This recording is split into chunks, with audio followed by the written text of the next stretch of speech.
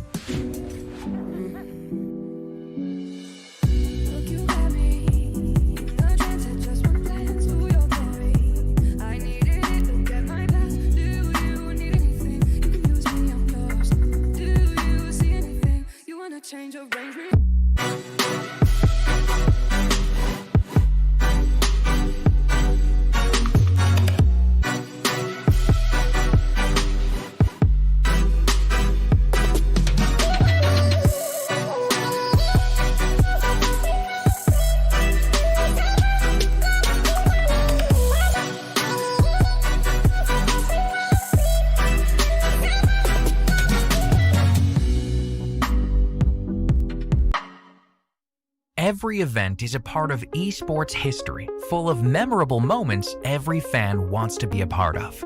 Get your own unique piece of esports with WePlay collectibles. Here is the first collection, Storyline.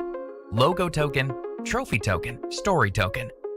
Be sure to check all the details on our website and stay tuned for cool NFTs from WePlay Esports. Buy the official merchandise for WePlay AniMajor 2021 now on fragstore.com. Hoodies, t-shirts, mouse pads, headrest pillows, and other souvenirs were released in the limited edition for the tournament. Hurry up and buy them on fragstore.com via the link in the description or chatbot. Hello, brother! Are you ready for the major? No! I said, are you ready for the AniMajor? Weebs and otakus, Dota fans, make sure that you have a vacation for the rest of June! Cause we're gonna rock, we're gonna slam, we're gonna ay-ay-ay-ay! 2 streams for the first stage, Dire Red and Radiant Green. No priorities, just pure fun and high fun both streams! And we're gonna start with 6 teams from each region. They will show their best, but only 2 teams will advance to the real massacre that we will politely call the group stage.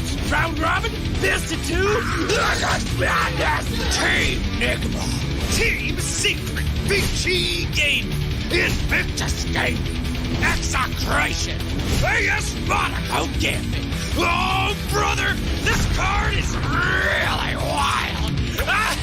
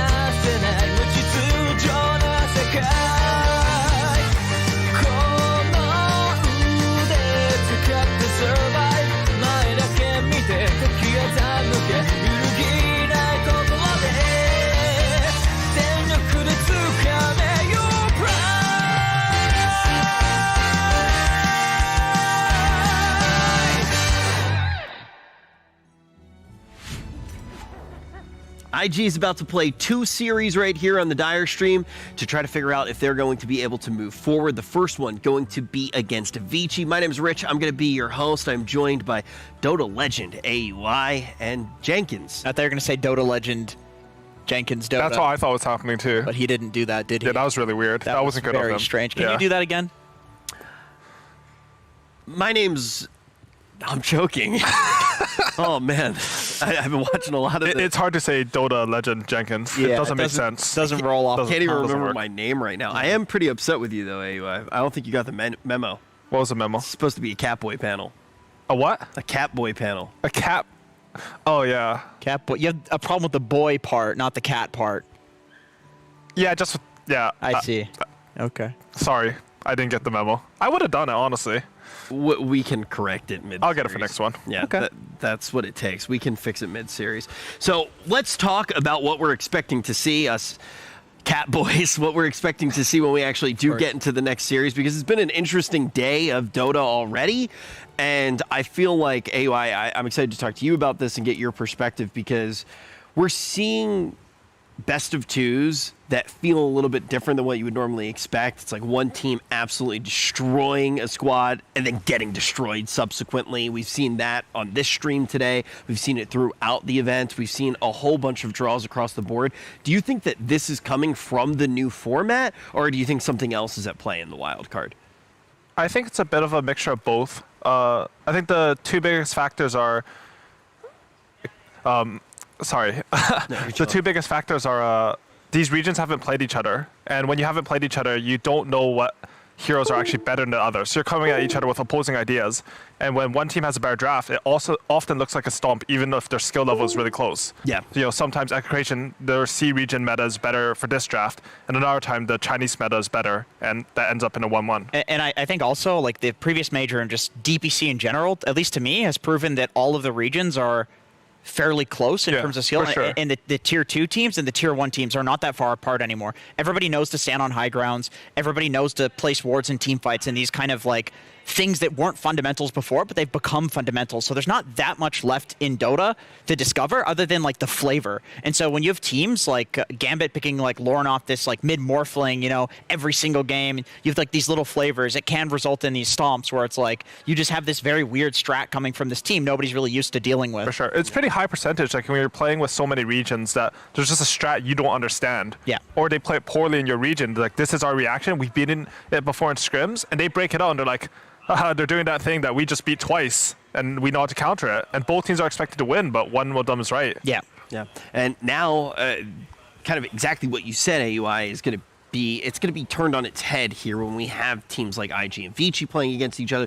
We can actually look at some of the head-to-heads from past results between these two teams, and then we can get into the draft and see what is actually going to happen. Now, keep in mind, if you are just tuning in, we're actually already in the draft. So we're going to be jumping into the draft right now. We'll see what they have in store for us. It's pretty standard Nyx and Mars, but when we actually start to look at where we're at, it is getting down to the wire. We might have some tiebreakers on our hands. This is a very important series, especially for IG. IG needs to make sure that they do not let up at this point, Jenkins. Yeah, definitely. And Vici, you know, they've played a lot more series, but they are at the top of the wild cards right now. They're looking really strong. I think everybody kind of expected them to be the strongest team coming into this. I did hear from Tsunami, though, that apparently in casting China, they don't look too highly upon what's happening in I-League, just because people are kind of testing out strats there. It's not DPC, so they're kind of treating it as like almost scrims to some degree. But Vici in I-League was looking incredibly good compared to the other teams. So for me, that's a big indicator. But apparently, according to the China talent, like, they don't look too highly. I feel like I-League's like college, right? It's just time to experiment. But when we look at this Ember, why do you think we're seeing the Ember ban here? Emo just won like 3 games on it, I think. 2 or 3 at least. Like, I just saw him, he's playing Ember with a lot of confidence. He just goes in and he just destroys fights. I think a lot of tournaments, like, you don't have that much information on the teams. They probably knew that they were going to face off each other in the wildcard, so even though they're both Chinese teams, they probably didn't scrim. So all you have to go off is like the previous 3 or 4 games that the team has played. He's winning on Ember? Okay, let's just ban it. See what else they like. Make them show something. I hate that I have to do this, but I want to I want to sit here and justify the Spirit Heroes mid for a second. I feel like they're coming back. Not that they were super gone by any means, but I feel like they're coming back in a big way because a lot of these offlaners are.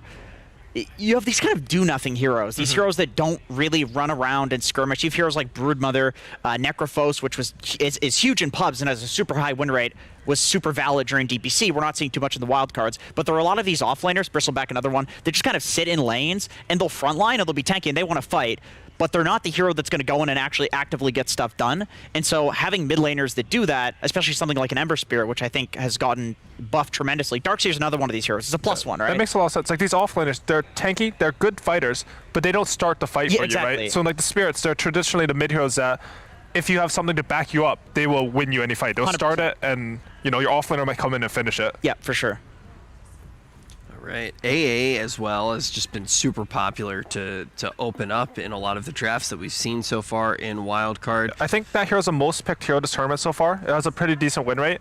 That hero just, if you pick it early in the draft, it just becomes incredibly hard to draft against. I see AA, I don't want to pick half the carries, I don't want to pick half the offlaners. Yeah, I agree. I think the 2 picks they had against it, I think they're pretty good so far versus AA, but he's still limiting your other 3 heroes. It's a really, like, you can't see it, but it's really understated and important. One thing that I noticed with a lot of the teams in the wild card, other than like the Nigmas, the Vicis, like the kind of, I suppose, upper echelon teams, there's a lot of flavor getting picked. There's a lot of, I'm very good at this hero, and so I'm going to play it in every single game.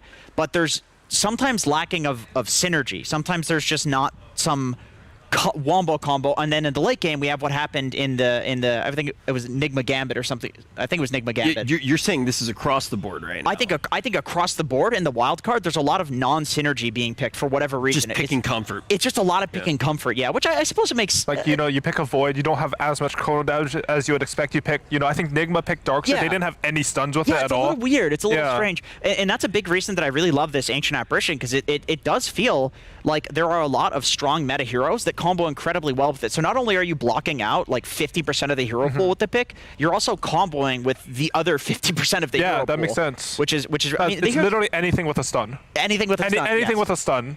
Yeah, and a little bit of damage, and it feels like you just insta-kill somebody with the AA ult. I was playing Bristle the other day in some pub, and I was most farms super tanky. The guy would ult me, and I would just die. Just like pathetic Crystal Maiden spells and stuff, because they put you to that threshold, which is huge. It's like 15%. It does a huge amount of damage as well. You don't have your regen, and you just pop. You're gone like that. Yeah, AA has definitely been most popular kid at the party. Yeah. And you see Vici, they're banning out the best melee heroes with Darkseer. I think generally when you want to play with Darkseer, you actually want to bring your 5 heroes together really early, and you want a melee carry. You just Iron Shell. It reminds me sort of like the old MVP.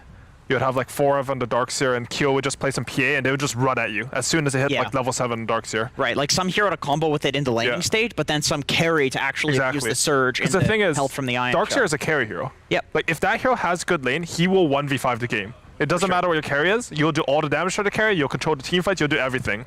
And I think they're also banning for that, maybe a bit. Like, well, they're not actually. I'm just completely wrong here. But usually, you don't want Darkseer to have a bad lane. Yeah, the new wall seems incredibly. I don't want to say underrated, because I feel like everybody looks at it in team fights. It's like, wow, that's really good. But I think people don't talk about the wall enough. Yeah, it's crazy. It's really disruptive in fights, legitimately. Like, you can't walk into fights against wall. You're just slowed for a second. You walk out of it, you're still slowed for 0.5 seconds. Jenkins, why would they ban for Darkseer when the enemies pick their carry Void? Like, what am I doing? That's true. That's true. This is very bad. Yeah. Lion pick, very good. Can actually kill the Faceless Void. I think they're looking like, when you play against AA, it's always going to be a battle of bursts. Like, both teams want to kill one hero because one hero is an AA, and you don't want to like go into a sustained fight without bursting another hero, because if you play against AA, they burst one of your heroes. You try to take a sustained fight. You're fighting 4v5 for an extended period of time. Yeah, that's usually not going to go well. You can see they pick like Clockwork. He's going to get in on a squishy hero, and they'll have like an Iron Shell and a lot of damage coming with Finger to just back him up. Yeah, you're just entering the fight with less to work with. Yeah, and it's then, rough. Yeah, have fun. You can dance as long as you want, but you already left one shoe on of course, the dance floor. Actually, it's funny you speak about dancing, too, because I feel like this Void hero, I don't know, correct me if you guys think I'm wrong, but I think this hero in the late game is the single best hero at playing long fights. Like, you get an Ags, you get the new Ag Shard, you're jumping in, you're jumping out. I think you said he has like the most effective HP of any hero in the game when you get to that late game. Yeah, he's really strong. It seems like if you are taking long engagements against Void, that might work for like mid game, but the later the game goes, that's going to start falling off, because he is the single best hero at doing that. So picking a Lion that can just insta kill somebody and be like, okay, fight's over, you can no longer fight. That is awesome. That means you're not just going to insta lose the game when you go to the late game. Why Drow here? And Drow's traditionally been pretty good versus Faceless Void. It's just a carry with a silence and no cooldowns versus a long cooldown. Yeah. Void's problem is that he doesn't have any damage early on. Like Jenkins was mentioning that as the game goes later, like Faceless Void is really good taking these long fights. It's both because he's like jumping in and out, but also because he just chronospheres and bursts one's target in the late game. Sure. And then you're taking a long fight with a hero advantage. Drow Ranger sort of lets you not let Void reach that stage. You push the towers, you stand really spread out because you're a Drow Ranger and you'll position well, and Void can't get a good chrono off. Even if he does hit you with a chrono, you're just like, I'm Drow Ranger, I'm gonna go kill Roshan now, you have no ultimate. Wait, would you say that Drow lets you play fast Dota? I don't know what that means. Drow lets you kill some towers. I actually do hate the fast terminology. It means nothing. Everyone says it. I hear he's playing really fast right now. Yeah, he's clicking his spells quickly. They're 5-manning versus 5-manning mid. It's so fast. Oh, I'm European. I'm so fast. sorry. Wait, no, we can flame Europeans. We can. It's China. You know why we can flame Europeans? Why? Because they bombed the last major. That's true. That is how it works. When they prove us wrong, then we can't flame them again. Yeah, hey, we'll see. Trust me. We can flame anyone whenever we want. That's the best part, being an analyst and not being a player. Yeah, you just say whatever you want. Nobody's gonna stop you. Yeah. Have fun. Enjoy the seat. Like, for instance, I think Doom is a completely festered hero. I just think not good, Weren't you told?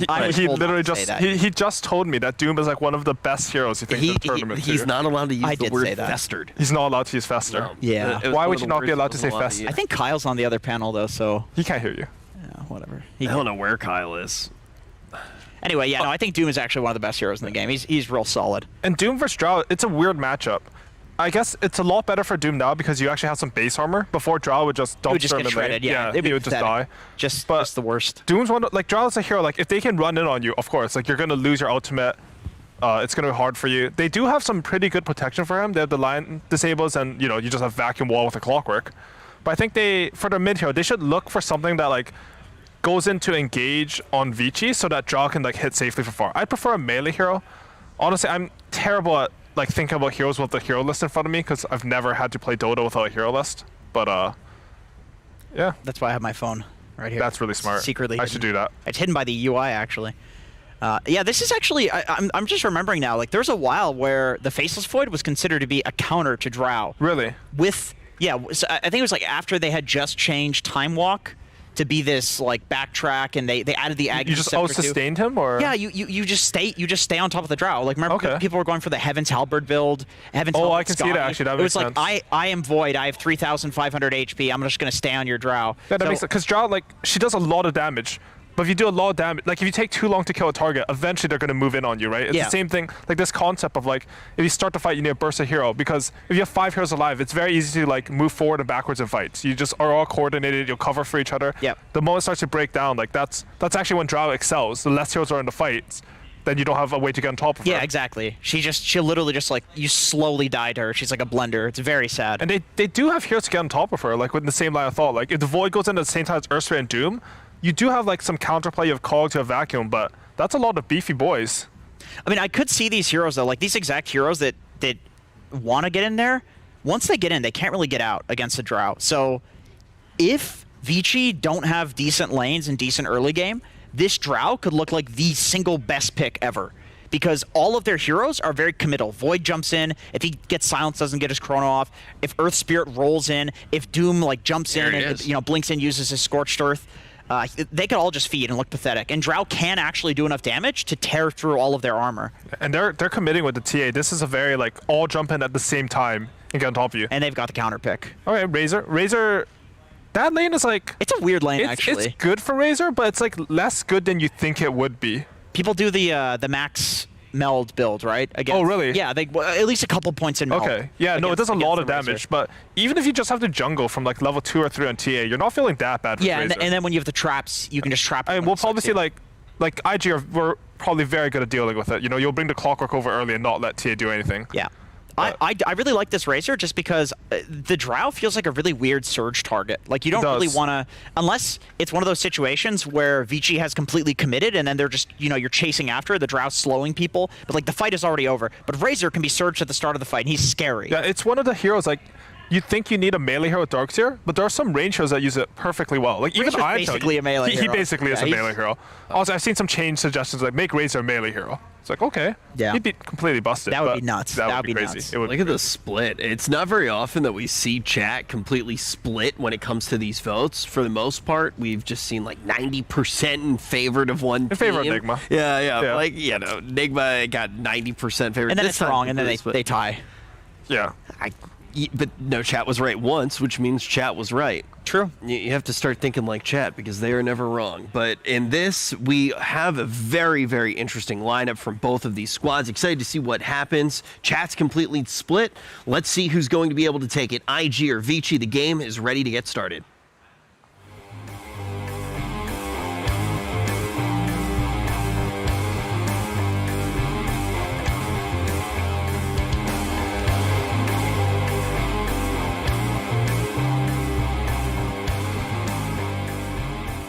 Greetings, ladies and gentlemen. Suns fan here with Cinderman, the superhero of the AniMajor. I believe that's the character they chose for you. The Cinderman. You're doing a great job. It's kind of a meld of cultures, if you will. It's good stuff, Cinder. You're doing a great job. I just want to let you know that you're a very good friend, and I think you're terrific at everything you do. Thank you. We have IG. I have no idea what to say to that whatsoever. I understand that you don't have human emotions, so you don't know how to reciprocate. I totally get it. No, I have human emotions, and it didn't sound genuine. So well, nothing sounds genuine to a robot because you have to. Again, we have to go through the patch notes. Can you say it again in binary, please? All right, let's have a look at the game. This is Vici Gaming's last game, just to give a little bit of a background on this one. Vici Gaming are currently top of the standings, but they've also played 4 series. They have 1 win and 3 draws. Yep. Second place currently is Execration with 4 draws. But a lot of games still to be played. IG have 1 win, 1 draw, meaning that if they could just win 2 out of their next 4 games, they would be in the same standings as Vici are currently. In other words, if IG win this series, they're looking really, really good to go through. If they lose, it's not the end of the world. If they tie, that's probably a good result for them, actually. It's good enough, at least for now, based on how we've seen the other series go and like the overall power rankings that I would assign the teams right now. As far as the drafts go, though, this IG one is pretty funky, I think. This is very different. They have triple ranged hero with Darkseer, like the panel talked about. The only really natural angel carrier is the Clockwork. Whereas Vici Gaming, to me, have a lot of the really strong meta heroes. They have this TA, they have Void AA, Earth Spirit plus Doom, which might not sound the greatest, but it kind of covers the basis of what Void and TA don't have, which is they want someone to, start the fight, commit in. So to me, Vici Gaming's lineup way more well-rounded. That doesn't mean IG can't win the game or that I don't like what they have. It's just, it's less obvious. Do you think they have to how play, they set up fights? From IG's perspective, they have to play with a little faster pace because it is a drow. Obviously, you can take towers relatively early. Razor's almost like this anti-carry as it looks like 11 end up getting first blooded by Super there. That was not expected. So remember last game when I talked about how you can play 5 Clock together with Gyro? It actually works really well with Drow too. So I am a fan of Clockwork 5, but I just think you kind of have to play with a ranged carry. And this one is one of the great ones that you can play. So good start for IG down here, obviously. Do they need to play fast? I'm not so sure. I think the ease of execution, if you want to call it that, for IG is a little bit... It's less easy to set up the fights correctly because your lineup relies more on counterplay than engaging. You have the Clockwork. Oh, JT, good damage here. They're not going to get a kill. But you only really have one hero that goes in front, which is the Clockwork. He can start the fight, and then the question is, can this ranged artillery that comes behind find the kills before you get rolled on by Earth Spirit, before you get doomed, before you get chronoed? So I think Gust is a really key ability this game, and Flyfly has to have an outstanding performance to really showcase what this draft is all about. Oh, Super's going to get gone on. He's actually stuck between creeps now. A couple more right clicks will do it. PYW was going to... No, he's not going to go any further, it looks like. Super just going to salve away. But that's the second salve he's used so far. And, I mean, the waves are being cut in a very awkward way, so Drow's kind of farming on the other side of his tower, and not the most typical laning stage so far. Earth Spirit Doom loved that this lane is in this position. Oh, Flyfly's in trouble. Yeah, he's taking quite a bit of damage. He's probably going to live. Nice blocks by Super with the battery assault as well. Multi-shot to follow from Flyfly. He's going to try to wrap around the other side of the tree line to get cover with the Tier 1 tower. He'll be successful. And, I mean, looking at his CS, he is struggling because of what Vici's doing right now. Yeah, so even though they don't find the kills, when you play these double melee lanes into something like Drow, you really want the wave to not be in the tower, right? Because this is where you can dive and not take the tower hits consistently. So having that wave placed down there gives them an opportunity to just go like they did, and probably ended up costing Drow like a 4 CS there. But she lost creeps in tower, she lost last hits while they were fighting.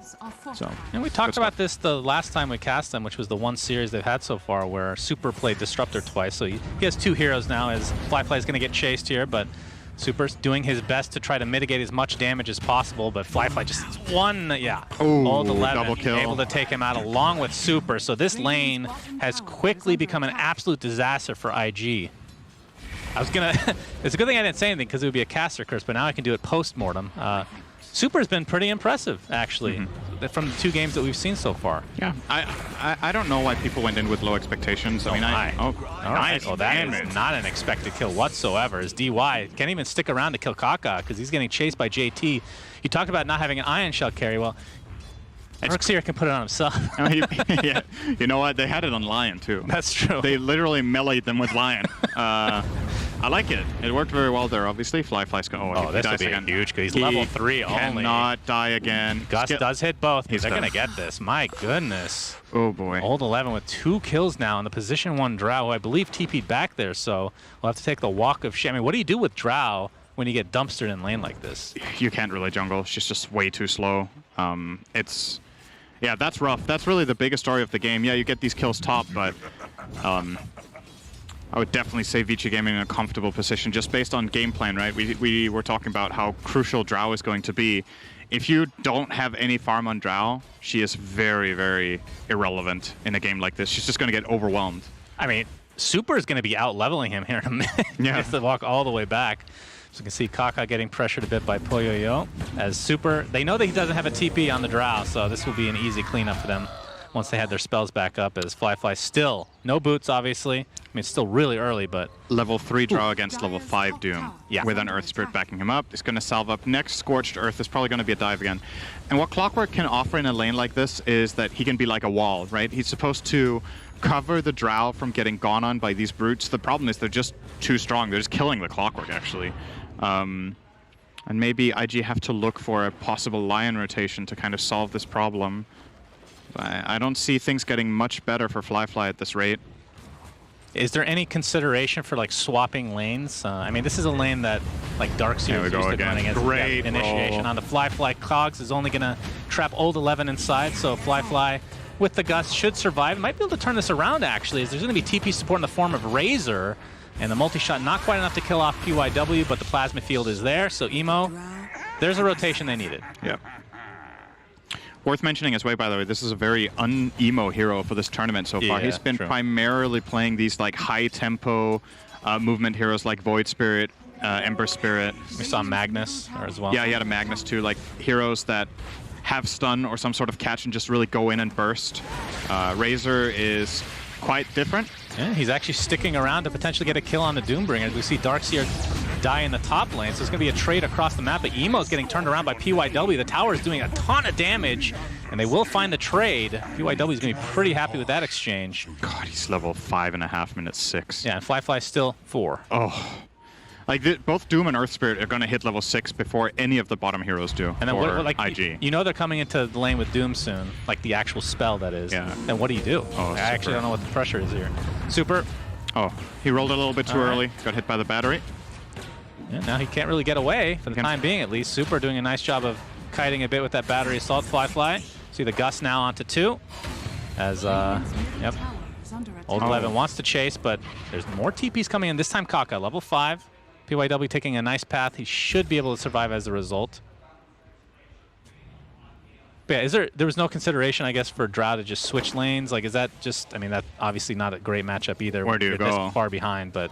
You get shredded by TA in mid. You're against a Void that has Chrono top. I just think, if anything, if they wanted to solve this earlier, I think they would have had to leave Darkseer on an island and bring Lion bottom on like level 3. But it doesn't feel good to do that. But in hindsight, it might have been the best choice because they could have gotten counter kills. Like the Doom and Earth Spirit were diving pretty relentlessly behind the tower.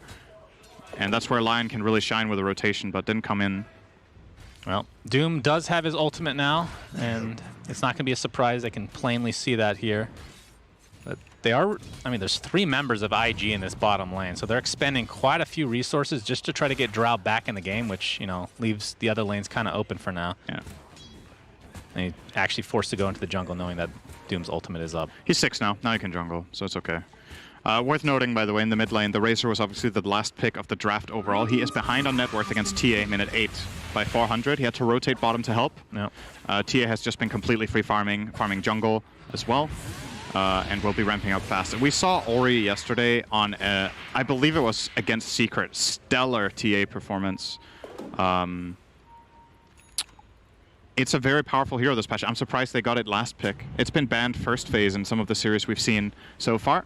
I mean, what do you think of Razor in this game? Like, if you go to the mid to late game against TA wants to be kind of in front, even though it's a ranged hero. Like Void, I mean, we memed about it. The Shard is actually probably really good against Razor. You time walk out of the static blink and then you just go back, reverse time walk. That seems like a great counter. It's actually very good against that hero. You're right. I mean, but it's still kind of hard to get a static link on Void in general because typically he'll be time walking in just to Chrono, right? So struggling to see like where this Razor, how this Razor makes sense. He's going to link the TA, right? That's got to be it. Yeah, it's got to be TA.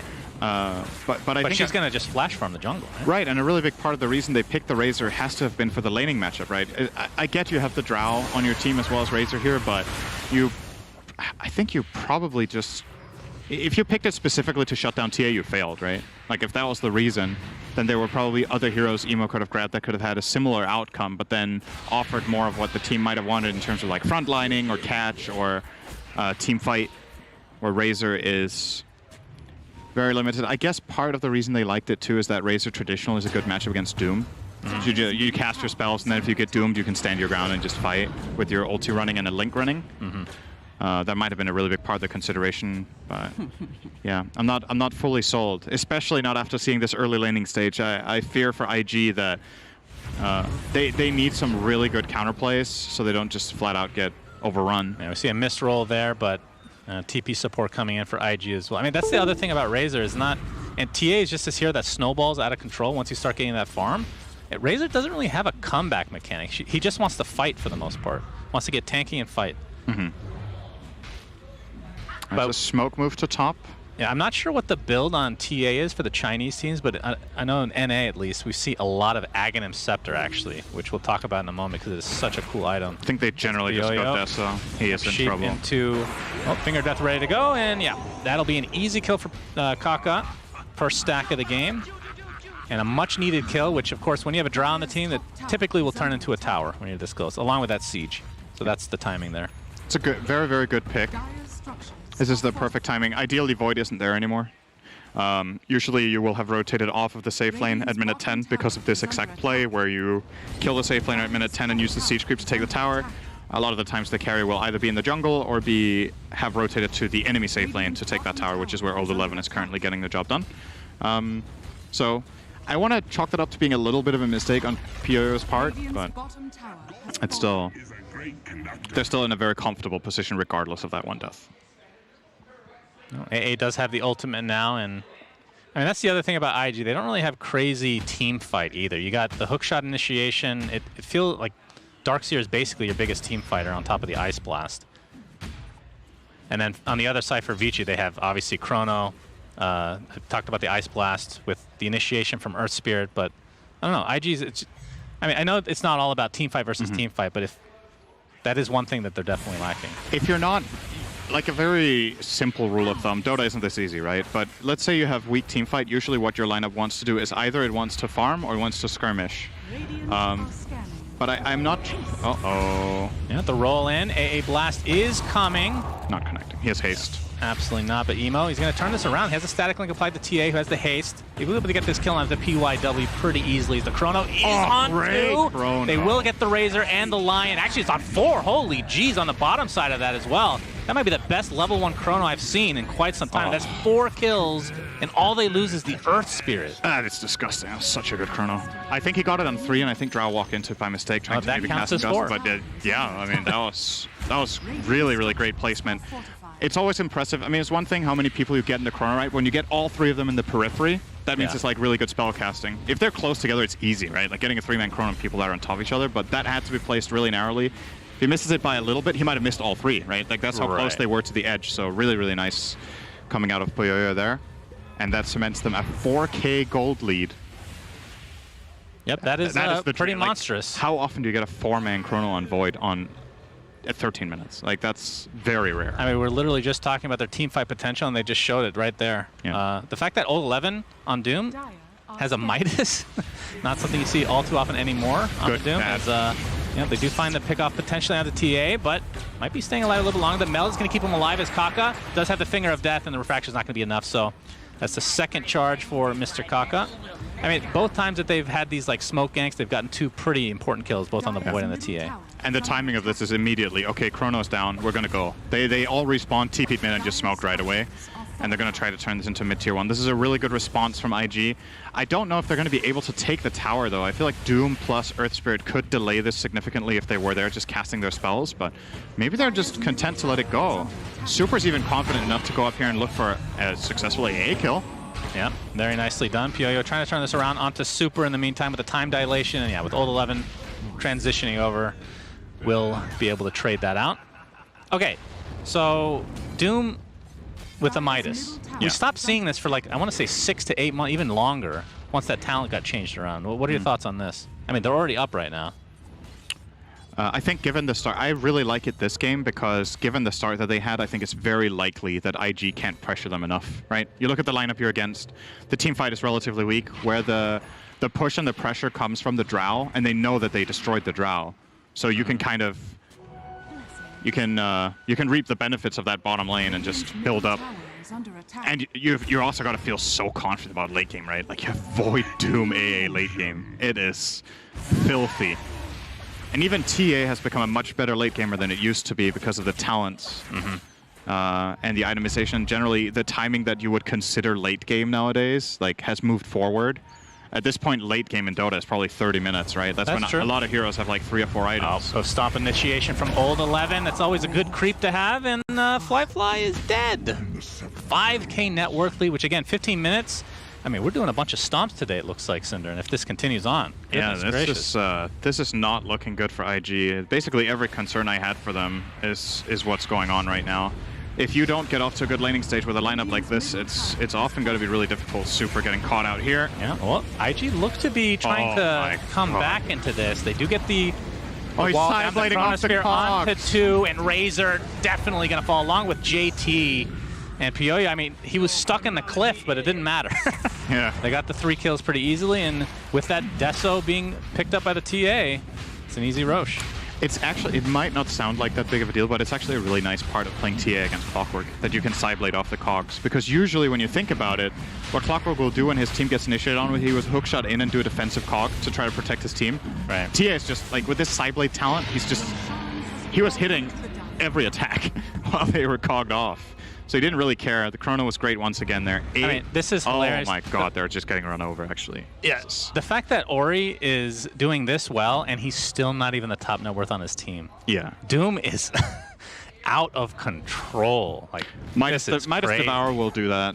Yeah. It's not even a max Devour, by the way. It's only level 3. It's fine. Yeah. He's perfectly fine. Okay, with this kind of a build, like, how long do you keep Hoof Stomp? I feel like most people keep this the entire game. You don't really typically see the right-click Doom anymore with the Wolf and whatnot. Ice Armor is pretty good this game. Okay, but yeah. I honestly think this Hoof Stomp, he should just keep it for the rest of the game, probably.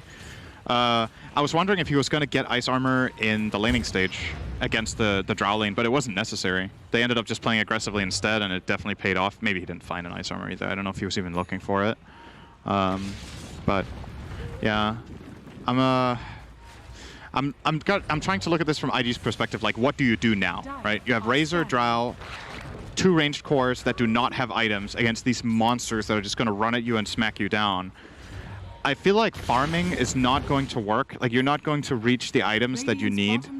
So at this point, maybe you've got to try to take advantage of Chrono being on cooldown, I feel. Like, maybe can you even Roche?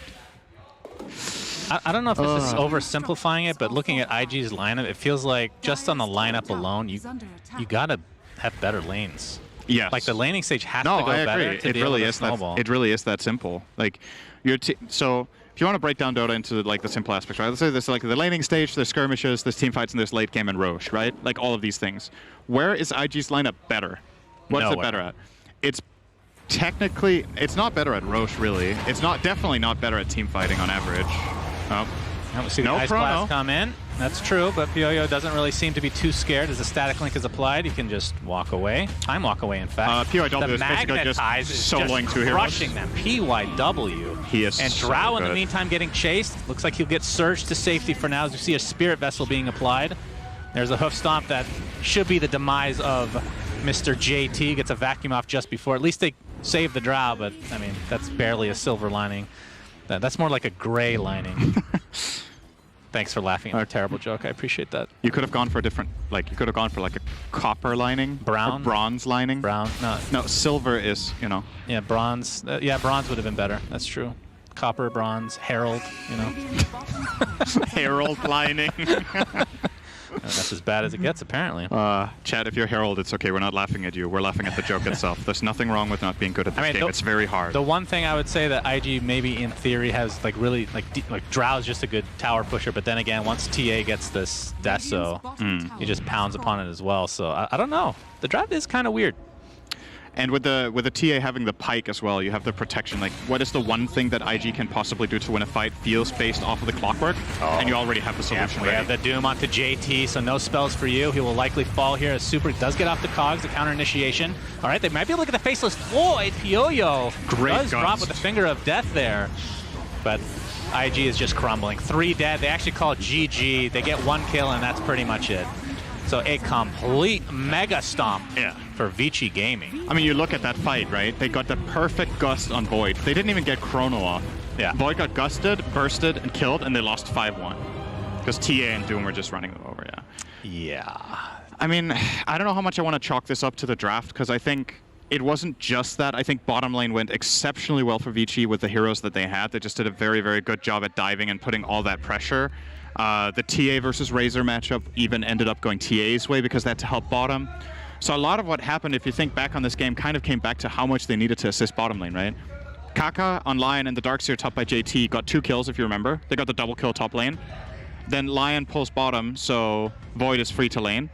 And when Lion comes bottom, Razor has already gone bottom.